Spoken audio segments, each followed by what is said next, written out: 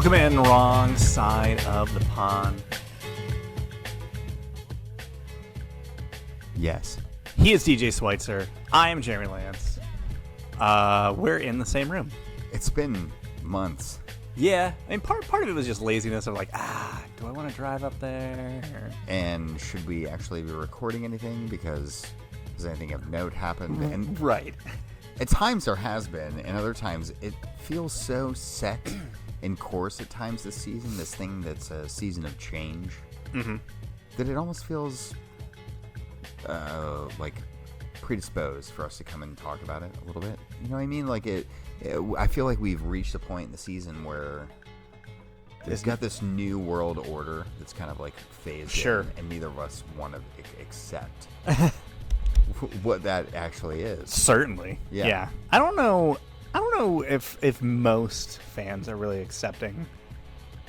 Like, the Premier League is just I don't even know what's happening at this point. Like, you look at that table and you're like, I'm sorry, how did we get to this? Like, how are we here? It wasn't even that long ago that I felt like we were talking about how capitulated like Manchester United are now as a club. Sure. And now they're like also formidable and dangerous. And Is that because they're formidable and dangerous, or like we have a league where like most teams aren't that formidable or dangerous? It's potentially both. Like it's potentially both. There's really like two really dangerous and formidable teams, and then everybody else is just kind of just blindly swinging at the other one. Well, we're trying to decide, I feel like, where some teams fall in that category right now, because you mentioned there are two teams that are just sailing above at the moment, and they're really just going for it and achieving to a certain extent. Lots of other teams falling in that kind of mixed category of what's actually effective and what's actually going down. And I don't know. I mean, you feel like there's probably some that are right on the verge of it, but no one is actually getting over that hump. No. In fact, you could almost make the case that like the teams that are at the top are like, do you trust them to stay there? No. Like, do you trust Arsenal to stay there? Maybe. I don't know. Maybe. But, like, also, maybe not. That was... Sorry. Like... Oh, no. Here we go. Circling. It was like she waited for us to start recording, and then she's like, here we go. I'm going to come down here and be a total distraction. Just fucking lay down, dog. Well. Let's figure it out. Another pass or two, and she'll get it. There you go. No. Oh. What it really is her hip. She can't lay down without hurting her hips anymore. Oh. And so she just keeps spinning. There you go. Yeah. All right. And we're there. Fuck, what were we even talking about with this? Before the dog literally spinning in 400 circles erased my brain. Talking about Arsenal. Yeah. We keep waiting for them to become, I don't know, the team that is going to drop the ball next, right? Because we've been waiting for City to tell us that they're this, indomitable team. Right. And with an indomitable player. and then they go and lose a match this week and make everything a little bit more difficult to actually predict. But it is the rest of the league just playing catch up to these two teams that are playing exceedingly better than everyone else. And that has become the new world order, as I was kind of talking about earlier. Like, we're all having to adjust to this. Sure. And it feels completely different than what we were all used to, even coming out of last season. I would agree. Like, I just feel like 11 or 12 games in, depending on which team you're looking at. I feel like, as much as I feel like we kind of know what's going on, like a lot is just so not resolved, and like it's so undefined right now, right? Yeah, even I feel like, as predictable as we can say that Haaland scoring, it isn't turning into predictable results even for City. I mean, I guess him scoring is like the only predictable thing about the league right now. It really is. I saw, by the way, this weekend, they said this on the broadcast. He's on pace for 61 goals this season. Is that a lot? Is that too many? Feels a little bit recordy to me. Seems high. Yeah, higher than normal at least. So let's get into it. Let's talk about the stuff that's going on. We've been gone for a couple weeks. Ignore that. We record when we need to now. People are busy. Yeah. We got to get to this whole Ronaldo thing that's happened. Okay, please. Because this is the weirdest thing. So I don't know. I guess he was kind of being phased out, and he obviously was no longer someone featuring for United. Right. I felt like that we had kind of just we had established that. That's where we were all there. And we were all okay with that. Maybe he was not okay with that. All of us except for Ronaldo. Sure. Are there. So he decided to be super less okay about it this week. Mm-hmm. So midweek, in a match, United is winning over Spurs 2-0. He is allegedly asked to sub in, turns down that offer or assignment, and instead just walks down the tunnel and is pieces out. Listen, mid W. As a player who has pulled this move, regrettably in the past. Oh wow. Regrettably in the past, and I'm relating this. I'm going back to high school soccer. I'm 40 years old now, so I'm dipping back into the memory banks here. But I can assure you, as a player whose ego pushed them to a point where they were like, "Nah, I'm not going in the game," and I certainly felt compelled. And I felt like I was speaking for other players on the team. It always will blow up in your face. Right. It will always blow up in your face. And it did spectacularly, even for me as a high school player.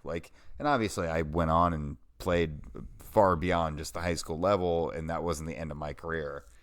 Ronaldo, on the other hand, did this at the highest echelons of the game, where everyone is cutthroat going for your spot. And I feel like for the first time in his career, he really lost the plot about how influential he actually was. For me, when I pulled that as a high schooler, my coach was not so foolish enough to not go, "Hey, we need you still. Maybe we'll find a different way to punish you for this insubordination." Sure. Ronaldo's at a point where he can't do that anymore. Right. He's already been his role at the club has already been diminished, right? He's not a regular starter. Yeah. The attack and the whole scheme of the attack is not about him. No, I really feel like since the last time you and I had a sit down together or even a regular show, we almost settled into a new reality for him where he was kind of being like, "All right, I know I'm the dude off the bench." Sure. And he was just going to kind of ride out that situation till January or the summer and peace out. Force his move. Yeah. Right? That did not happen. He decided to hit the accelerator on the let's force the move. So he doesn't play. He doesn't play in that match. He's asked to sub in that match, and he rejects it. He leaves. Again, mind you, United won this match, so it's not like he walked off in a huff and it cost United. No, it cost them nothing. It cost them nothing. Yeah. In fact, you could actually say it proved the negative, right? It proved the point that they did not need him. All the move did was strengthen Ten Hag's position. Yeah. Where he was like, whoosh, I'm getting the results now. I'm getting the results, and you've not only just turned your back on me, but you just turned your back on the entire team. Everything. Mid-match. Yeah. I think I said, online, Ronaldo's hubris has gotten him, so far in the game. Sure. Right? You almost need a certain amount of it to become a world-class player. For the first time, I feel like he's let it consume him. Right. Well, for the first time, the hubris is a negative. It's a net negative, right? Well, that's what I'm getting at. Is we don't you coming in at the age of 37 or whatever, and saying the offense runs through me, and I don't even want to be at this club because we're not even playing Champions League football. Sure. Those are all things that are no longer helping. No. And at this point, he's not in a position to dictate where he actually goes with this equation anymore. Like, it's... And he's also at a United that's just not in a position to blow up what they're trying to do on his behalf, right? Well, right. Like, that's not happening. Well, everywhere he's been since he left United the first time, everyone sculpted the team's identity around him to make sure that Ronaldo was worth the pennies that were dropped to make it all possible. Now, though, all these teams can still drop the pennies, but they don't need him to move the other pennies around any longer. And I think that's the reality he's having to adjust to, and it's right now going poorly. Yeah, no, and United is in post Sir Alex era manager number 5. Yeah. Like they can't get this wrong, and if that means that they have to let Ronaldo kind of flame out his welcome and flame out a bit of his legacy at the club in the process, like they're just going to let that happen. Like they're not in a position to be like, well, let's make sure that Ronaldo is all good here. No, like, he doesn't. He doesn't seem to be at all concerned with keeping them happy, and nor do they trying to like keep him happy as regards to their own reputations in that respect. So the fallout of the I don't want to sub on, I'm just going to hit the showers, was that he was not included in the 18. This was pretty much put in the press like within hours of that, hey, he's not going to be in the 18 for the match against Chelsea. And then it kind of started to evolve in the statements by the club about like, this is where we stand on the situation. All the thoughts now that he will be probably allowed to leave on a free as soon as January. History repeats itself a little bit. Yeah, where does he go? There's rumors that Chelsea are somewhat interested in him. I don't know why. That seems like a terrible decision on so many fronts. He doesn't seem like a guy that's got a natural fit or a home for him. Because he wants to play Champions League football, correct? Who does not? I mean, sure. He wants to play at a high level. He wants to play Champions League football. He wants to be at a club where it's still about him. Yeah. What is that club? Who? Anderlecht? Like, where are you going? I don't know. I mean, that's kind of the point we've reached with a lot of these bigger clubs now. Their like positions are so solidified that you have to find one of their relationship clubs that you can carve yourself out a spot for. He doesn't seem like that at all. Yeah, no, I don't know how this is going to work. I don't know where this ends. Like, I literally think that this ends with maybe some half-hearted, nonsensical move here in January to parts unknown. And then this summer, he faces the real reality that, like, hey, unless you want to come be a role player somewhere, your career's over. Not many options there. Yeah. Go play in the league in like Qatar or something like that. Ooh. They'll be looking for players. They'll be needing them. More or less than your Cincinnati leagues? Probably less, but I would say that we have a better better ability to place people in the leagues here than I think Qatar has. Okay, fair enough. They have probably some slight issues. Yeah. So yeah, I don't know. Like, where does this end? He can't really go to MLS, right? Like, that's the theory that would not work from a. Well, isn't there the whole rape? Yeah, that's what I was going to say. Like, he literally, if he shows up on U.S. soil, he could literally be like apprehended, or at least served, or like, I don't know. Like, it sounds like we're in the year 2022. Why can't he just be done that right now, regardless of where he's served? I don't know. Just maybe get them out on like international waters. I don't know how any of this works. Have to get them away from the sharks. Maritime laws. I don't know. Keep going out far enough to get away from the sharks. Yeah, maybe. I mean, I guess it's not at the point where they're getting a extradition warrant or something like that. No, nothing to my knowledge so far. Let's move on. So Ronaldo, that saga seems like a mess. It all popped off this week. Kind of the talking point. Hard to really not go through a whole podcast without talking about that. Yeah. Arsenal are still top of the table. That's kind of the other big thing. They're doing it. They're doing it despite, drawing with Southampton this weekend. And for better or worse, had their midweek match against City was postponed because I had to make up their Europa match. Yeah.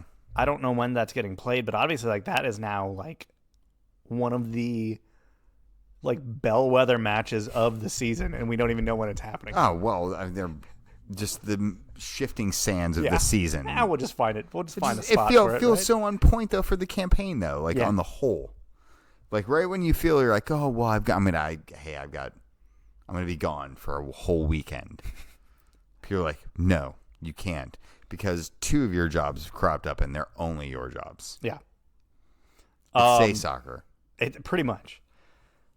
I don't know. I mean, so they only hold a 2-point lead at this moment. Right.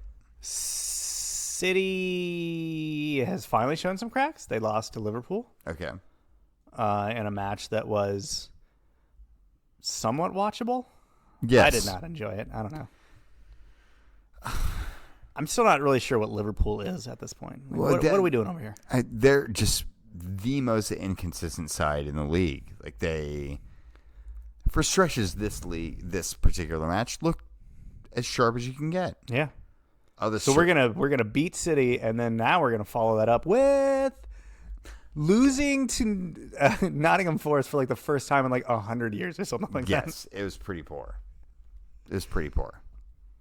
I think one set of teams can be a little bit more motivated for like the outcome than others. Sure. And I would.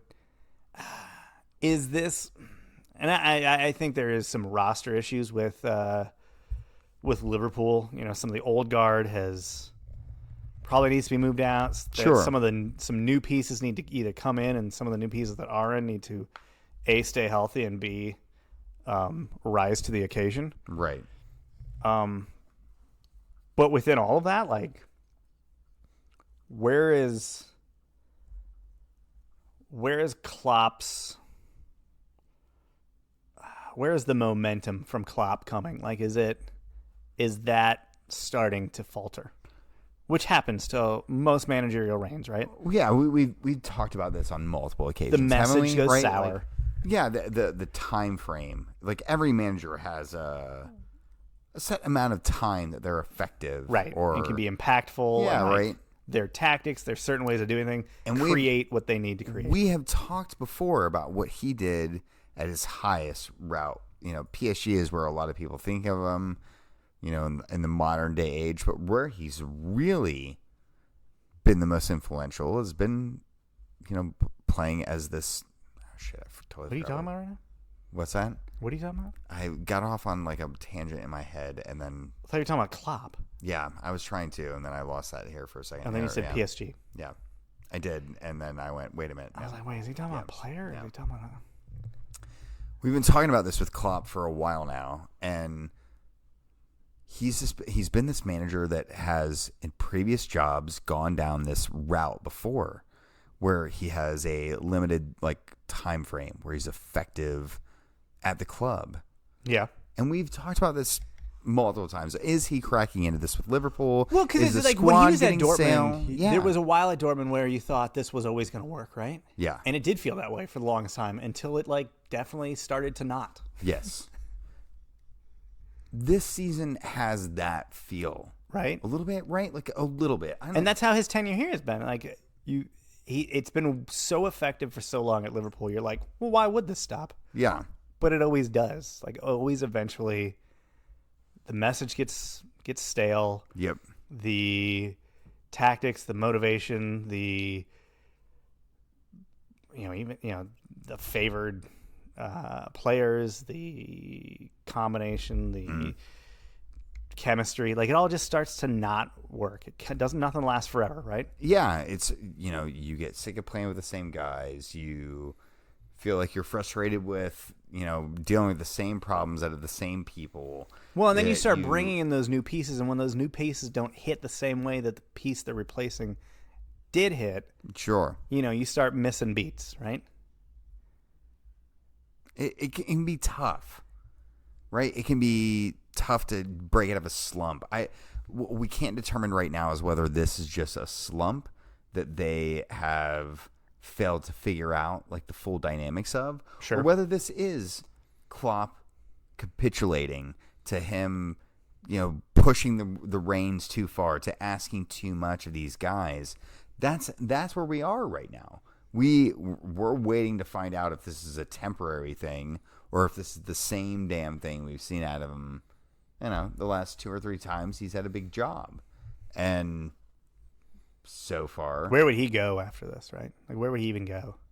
Wow. What job would Klopp even want to take? Like, he's not a guy that's just going to take like the PSG job and or take like the big fancy job. Like he's a little more picky choosy with this stuff, right? He needs somewhere that will be willing to buy into his vision. And right. Like a PSG is the worst place for him. That would never work, right? Like they'll be like, we will assure you nothing. We're not really. You'll be happy. We're not really a vision. We'll club. be happy to pay you a premium to not have to. You got 18 months to win a bunch of stuff. Something longer. But I don't know. I mean, it's a. We don't know yet what the problem is. The problem is clear and undisputable, but we're gonna have to figure out if this is a an ongoing problem or just something they're gonna figure out in the second half of this campaign. Let's jump around the league a little bit. Let's talk about a manager that may be coming to the end of or the near end of things at Liverpool. No. How about a Liverpool player whose managerial reign did just end, and that is Aston Villa lose midweek to Fulham. Fulham out here possibly taking scalps as they win, and Stevie G gets canned within like an hour of the match ending. Yeah. I mean, this has been coming. It has, but I feel like it did happen pretty fast, right? Like we went from Stevie G really is a great fit for this Premier League club to, hey, this is super not working. No, definitely not. I mean, it wasn't long ago that we were probably saying something along the lines of the two of him and Lampard. Yeah, clearly it's Stevie G, right? Is the top of the two. Is it more because Villa's owners are willing to pull a trigger and Everton's are not? Yeah, I mean hey, you want Coutinho? All right, we'll go get your bud Coutinho. You go. Like they plaything. I mean, granted they had that Grealish money sitting around. Got to spend it. Hey. That's the tough part though about these big sales, right? Like everyone knows you've got a gajillion dollars coming in. Right. So then you're like, well, I'll sit on it.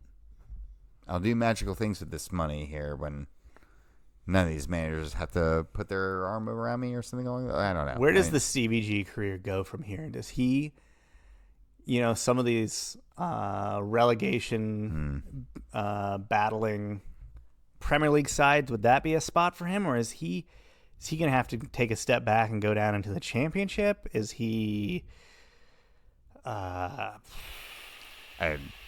I don't know. Like, what's his next move?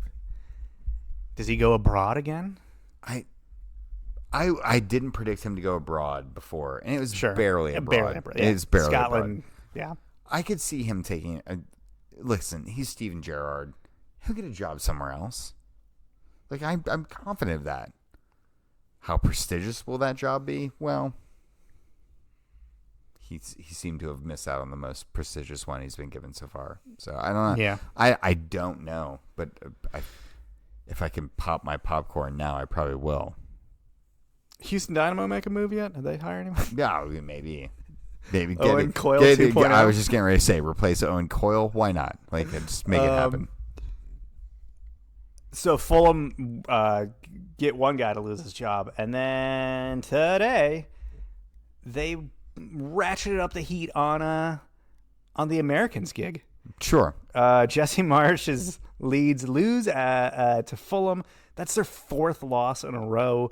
Things are suddenly not going well. No. The narrative does not seem to include at the moment, is Jesse Marsh getting fired yet? Does it feel like it's excluding that? I feel like... Or is it just foregone conclusion? Well, you had the Leeds supporters doing a Bielsa chant, I think, one of the matches here in the last week or so. Always good, right? So that's not helping. No. I don't know. I mean, Leeds ownership seems like an ownership that's probably going to be quick on the trigger, right? You'd think. Like they'll be pretty cold and calculated and just going like, "Hey, we're done here," like all in a hurry. They got Jesse in pretty quick last time around, so I don't know. It's I don't want Jesse Marsh to fail, but no, it's currently trending in that direction. Well, for all those people who really want him to take a hold of the national team right before the World Cup, after not working with all these guys, right, you're about to get your chance. Not knowing, well, he knows a couple of them because they play for him. Sure. Other than that, might not be enough though. Yeah, I don't know. It's rough to see this going as poorly as it's gone. It kind of seemed like a great story, and it is at the moment here in October. Things are early. It's not the season's not a wreck yet, but it's not great. Let's talk about something or somewhere where it is great, and that's Newcastle. This feels uncomfortable. So they beat Spurs. I almost today. feel insulted. Like Newcastle 2, Spurs 1. As we look at the box score here. Insults are wrong. It's just disappointment. Sheer unabated. You guys go from a pretty bad loss to United, and then follow that up with Miguel Almiron just running circles on you. Why not? I mean, it was. Yeah, why not? It was a bad game of Spurs, but this has been so indicative of Spurs season, like on the whole. Like it's at times decent, but mostly I put up a cape. You're gonna follow into the cape. It's like a little funnel for my family, like a tarp. Like yeah. When you're trying to get all the leaves in your yard. Yeah, it's same idea. Put it on a tarp. Same idea. Just captures them. I mean, despite all of it, you guys are still in 3rd place. Somehow, this is the most confounding part of this entire process, and this gets to what we were talking about at the beginning. Like Spurs have been abject this year. Yeah, at no point you're look at the top 5, and yeah, we talked about Arsenal, we talked about City. They're both clearly in that fight for the title. Sure. Then after that, yet not that many points after that, you're talking Spurs, Newcastle, Chelsea, United, Fulham, Liverpool down at 8th. That's about as far as I'm going to go at the moment. None of these teams are amazing. No. They are all dealing with, big issues. All of them dealing with some sort of inconsistency. Hugely. This is the rest of the league. This is the trailing pack is just a bunch of teams just kind of falling apart. So I heard this, and this could be the signs of, a rumor that Spurs are doing something that's better than what it appears, but it was basically Conte saying that he's actually gearing up for getting the guys fully fit, not now, at the start of the season, but rather after the restart, the conclusion of the World Cup, because he thinks it's just going to be so influential and impactful on how players actually play. I don't know. I mean, I think that there's definitely something to that. You're gonna have a lot of teams that are playing one way heading into the World Cup and will probably trend in a different direction immediately after. We're going to see those dips. We're going to see possibly what he's hoping for, which is a team that kind of takes off after the restart, which, I don't know, in theory, I would say seems harder to pull off. Sure. Seems much more likely that teams are going to kind of more likely to falter. I mean, especially you got guys coming back kind of a little dinged up from the World Cup. They're, kind of a little beaten down by that. That's going to be a pretty rigorous month. Sure. For a lot of teams, especially if they progress through the tournament. Yeah, I mean, so secretly, like if you're a Premier League manager, you hope that all your players bomb out in the group stage and that they're back. You give them a couple of days off. You're just like for looking Christmas for and then or for whatever the holidays. Did you enjoy the warm weather over in Qatar? Cool. Go hang out at a spa for the next 24 hours and then you're back on the training ground. Let's get to work. I think that's the best case scenario for all this. Other matches. Oh yeah, so Newcastle's in fourth. We do need to come.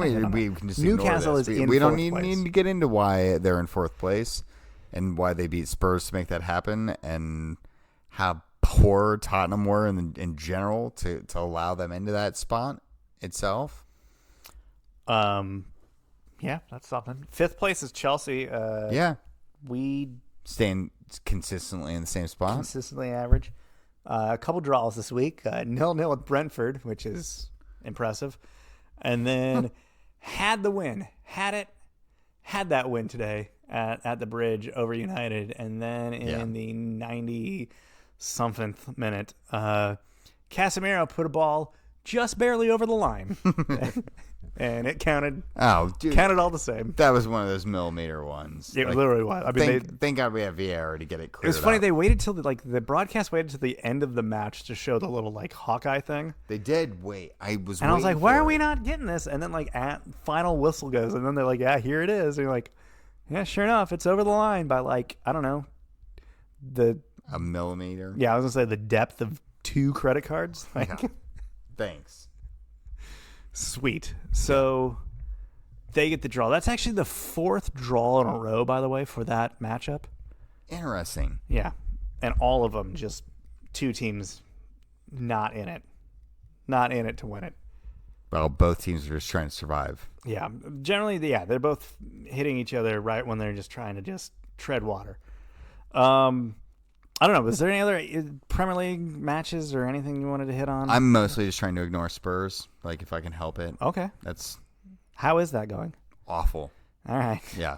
But, I mean, we touched on it. They're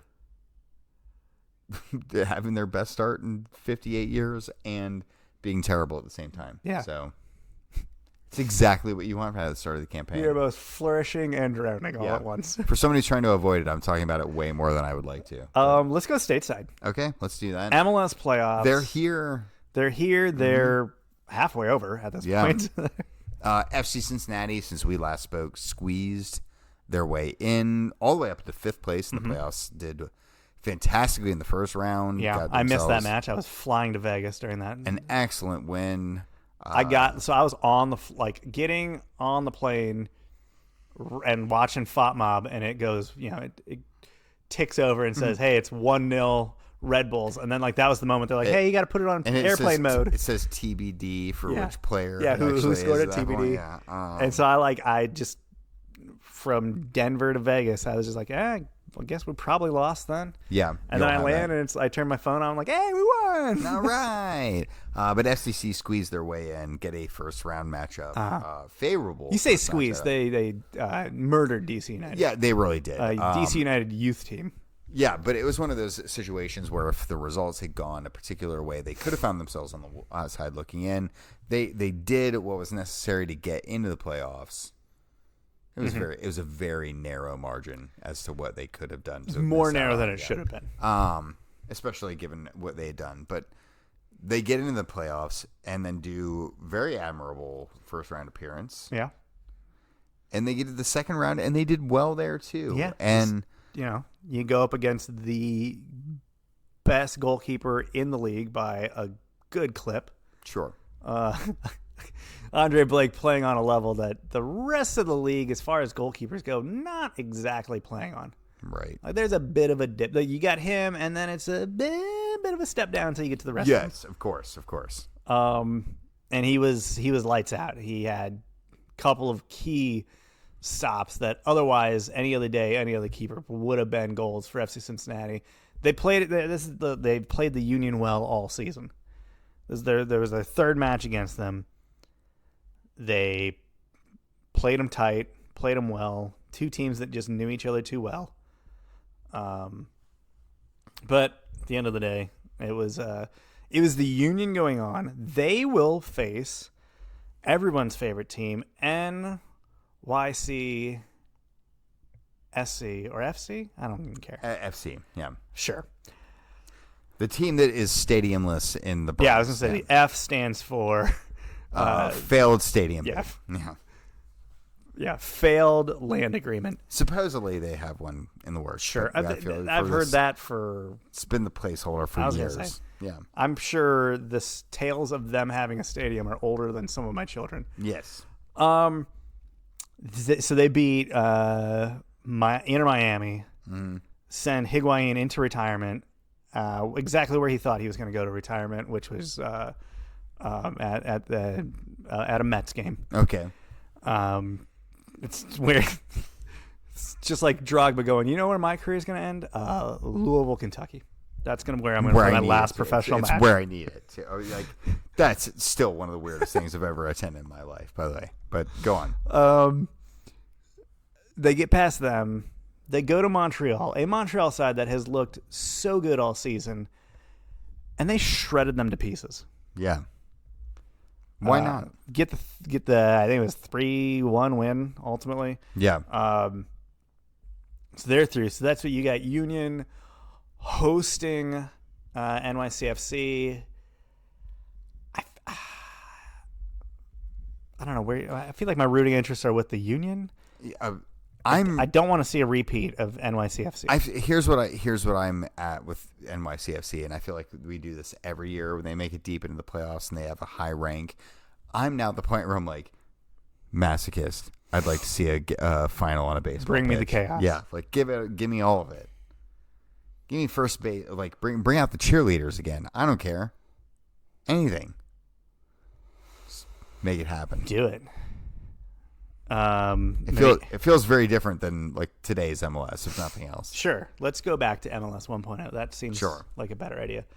Out west, it is LAFC. They win the El Trafico matchup against the Galaxy in another thriller. I mean, dude, the second half of this match was just spectacular. Theater always delivers. Even in the first half. Yeah. It was quiet a good one. until a match or a goal happened. Then in the second half, that next goal just really it was like popping the champagne bottle a little bit. Yeah. Just the rest of the match sprayed out behind it. It was fantastic. Yeah. Loved it. They go on. Will this be the year that LAFC finally actually gets to a final? No. I mean, this is a team that has consistently been a contender and has consistently found a banana peel on route in the playoffs. Yeah, that's true. So they will go up against Austin FC, who dispatched of Dallas today. I forget who they beat over the midweek or last week. Inconsequential. Somebody. Sure. Somebody that doesn't matter anymore. They lost. Who do you like in that one? Again, the masochist in me is really trying to both avoid and hope for a final on a baseball diamond. Sure. NYCFC are so tidy. They're drilled. They are following a system. There isn't a back and forth argument about how you should do X, Y, or Z. They're putting it all together now. Yeah.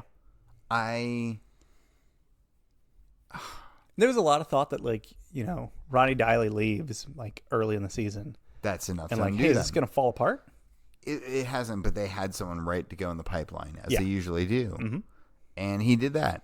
And I don't know. I have high expectations for this MetroStars side. Philly hasn't made a final, have they? I don't think so, right? Not in a long time. So you're going to have 3 of the 4 teams left would be MLS Cup debutantes. Yeah, they totally would be. Oh, that's awesome. I think that's good from a league Right. perspective. Out west, you're definitely going to get a first-timer. Especially for a season where everyone's been talking a lot about, the value of parity and whether the setup is a good thing or not.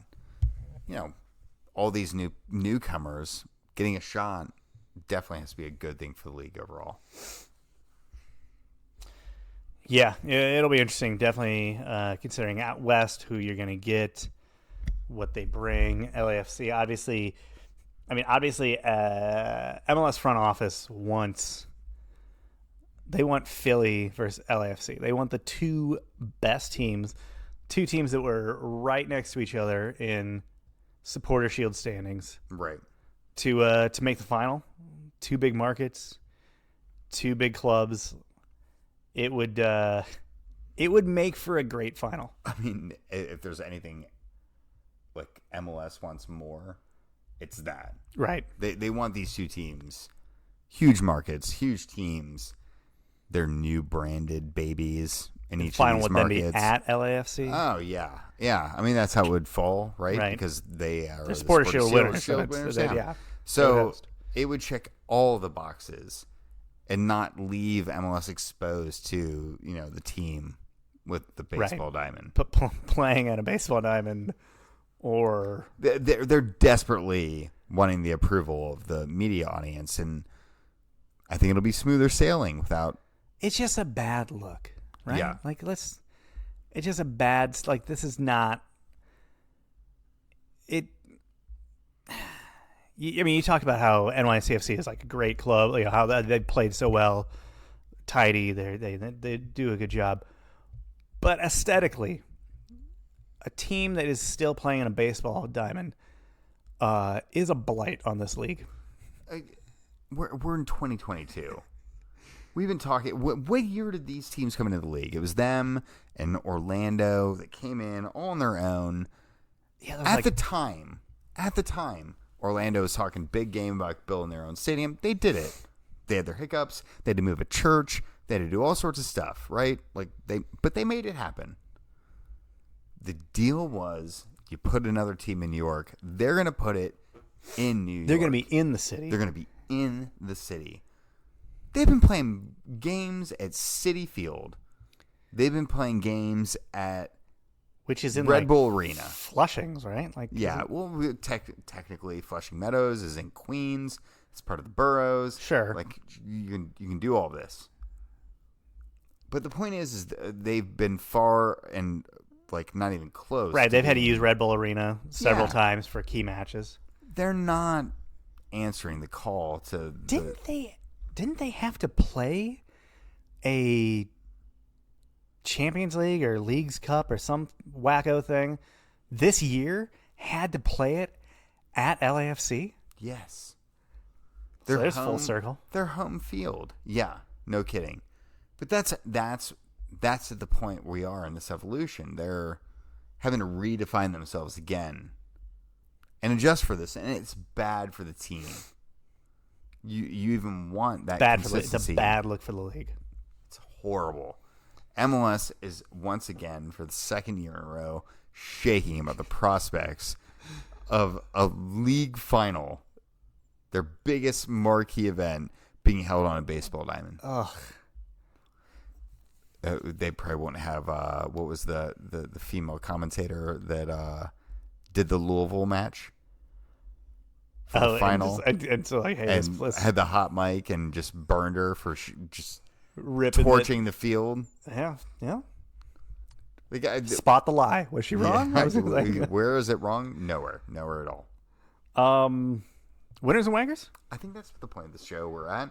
Why don't you give me your wanker for this evening? My wanker, actually just kind of mentioned it slightly, would be Soccer Holdings in Louisville. Okay. Continuing to not get the message and not choose to do the correct steps post the Yates report of all the things that went down at their club with the abuse. And there's even more stories coming out. I don't know if you saw the Twitter thread from the mother of one of the young lady that worked as like one of the athletic trainers, and how she was railroaded by Holly and by James O'Connor. James O'Connor continues to hold a job, the same job at the club. Essentially like the job at the club. Despite basically all implications showing that he was fully aware of some of the things going on, and also fully aware of the fact that he hired a coach that didn't even have a license. So the report came out this weekend of all the coaches that were suspended by USSF, like having their license suspended. And everyone knows, oh yeah, what's his name? Holly is not on there.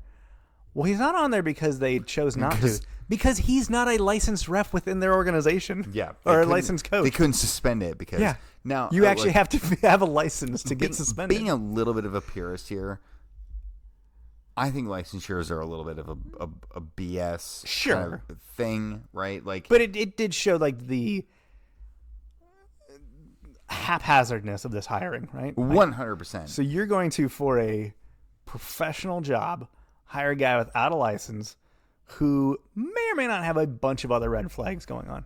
I think the other red flags are the thing that really sure. Yeah, get me going. And what really the thing that really strikes me about this entire Louisville situation is James O'Connor is a god to the Louisville soccer community. Yeah.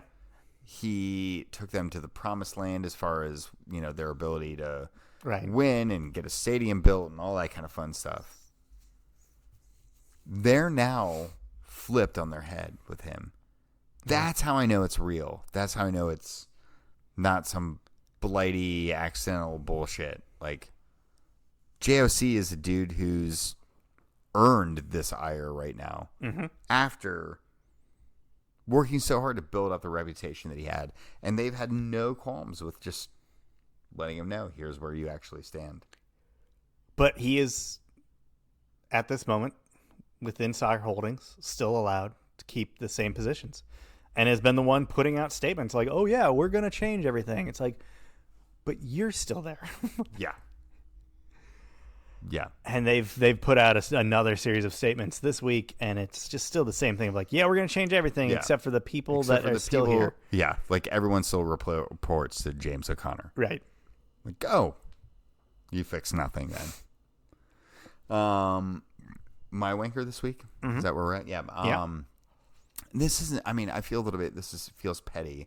And it felt petty the way that it was, announced too. But okay, I'm super intrigued. Do you see that Courtois giving some heat towards the Ballon d'Or kind of ranking process and where he fell in it? And he really had a great point. He had one of the most magnificent years in European soccer history. Okay. Real Madrid won their 12th. So this is more of a statement of like keepers aren't properly graded in the system. Yeah, totally. He came out and said it is BS. He had this like ungodly year for a goalkeeper, and he finished seventh in the Ballon d'Or. And I don't know if you remember the Champions League run that Real Madrid had. Everyone remembers Benzema for being, spectacular. I was made quite aware of it. And he won the Ballon d'Or. And I think everyone agrees wholeheartedly that he probably deserves that. Yeah. Fabulous season that he did. But Real Madrid only won that title because Courtois stood on his head on multiple legs throughout that Champions League knockout round and was superb, like unbelievably superb. But not an inch of a doubt was given towards Benzema deserving it over his own teammate, who was arguably one of the best players on the planet last year. But that's the Ballon d'Or has always been this way, where it's, unless you are a player that is part of goals being scored, like, you don't matter. Like, center backs aren't getting favorable. It's happened. It's in recent memory even. Who? Fabio Cannavaro. How recent is that memory? 2006. If I was If I still had a full head of hair when that happened, it doesn't count. So no. Okay, fair. That's fair too point. far. Too far. I'm too saying long ago. It wasn't that long ago. It was in recent-ish memory. Recent-ish memory. Oliver Kahn finished in the top 2 in what year? When I was in high school, maybe. Okay, you're not proving your point. Yeah, it's not helping. But there have some goalkeepers that deserve that. Sure, absolutely. I mean, think of all just the all-time greatest goalkeepers and how none of them really sniffed it. Right? Yeah, it's only been won one time by a goalkeeper, and that was Lev Yashin. He played in like the 60s. Okay, maybe. I'm probably I'm probably decades off here. But in that era where it was so long ago. Yes.